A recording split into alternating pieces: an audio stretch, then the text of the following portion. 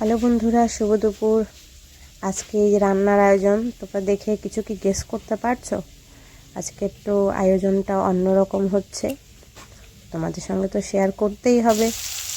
আর কি করবো, এদিকে হচ্ছে আরেকটা আইটেম, সেটা হচ্ছে মোচা। একটা ছোট্ট মোচা ছিল, সেটাকে নিয়ে এসেছি আর কেটে সিদ্ধ করে রেখেছি। এদিকে ছোলা, আতপ চাল এইসব দিয়ে একটু মিক্স করে নেব। যেহেতু অল্প একদম ছোট্ট মোচা, তো এইভাবেও কিন্তু করে খাওয়া যায়।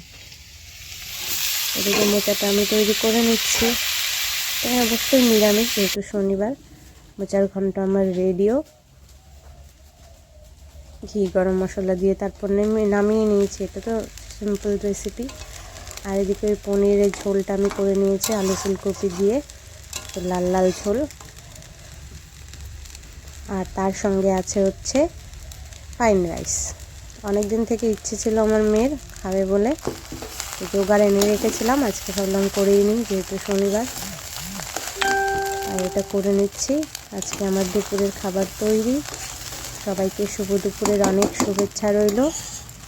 আমার এই ভিডিওগুলো দেখার জন্য অনেক অনেক ধন্যবাদ তোমাদের। এভাবে পাশে থেকো, আমি অবশ্যই তোমাদের সঙ্গে পাশে আছি। সবাইকে অনেক অনেক ধন্যবাদ।